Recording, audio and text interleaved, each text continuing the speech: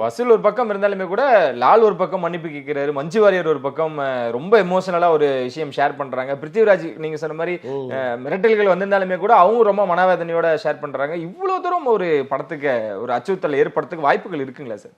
கட்டாயமா இருக்குல்ல.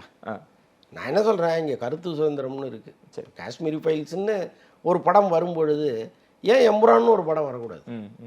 அந்த கருத்தை சொல்கிறதுக்கு உங்களுக்கு அனுமதி இருக்கும்போது இந்த கருத்தை சொல்வதற்கு இவங்களுக்கும் நீங்கள் அனுமதி கொடுக்கணும் தானே. மக்கள் கேட்குறவங்க அவங்க ஒரு முடிவு எடுத்துக்கிட்டோம். மக்கள் மத்தியில் தான் நீங்கள் எல்லாத்தையும் விடணும். இது கருத்தை சொல்கிற ஒரு படமாக இருக்குது, அதை நீங்கள் விட்டு தானே வேடிக்கை பார்க்கணும். சென்சார் போர்டில் அவங்க ஆட்கள் எப்படி இருப்பாங்களா சார்? அவங்களோட பெர்மிஷனோட தான் ஒரு படம் சென்சார் ஆகி வந்து. நீங்கள் கேரளாவை பொறுத்தளவுக்கு சென்சார் ஆஃபீஸர்கள் வந்து ஓரளவுக்கு நியாயமாக நடந்துக்கிறாங்கன்னு நான் பார்க்குறேன். தமிழ்நாட்டில் அந்த படம் வந்திருக்குமான்னா கட்டாகாமல் வரத்துக்கு வாய்ப்பு இல்லை. தமிழ்நாட்டில் ஒரு வேளை சென்சார் பண்ணியிருந்தாங்கன்னா அப்படி வந்து முழுமையாக ஒரு படம் வெளியில் வர்றதுக்கு வாய்ப்பு இல்லை. இங்கே வந்து கட் பண்ணுவாங்க. பட் அங்கே வந்து டிரான்ஸுங்கிற ஒரு படமே வந்துச்சு. அந்த படம் வந்து முழுக்க முழுக்க கிறிஸ்தவர்களுக்கு எதிரான ஒரு படம். அந்த படமே சிந்தாமல் சிதறாமல் வந்துச்சு, அவ்வளோ பெரிய ஹிட் ஆச்சு.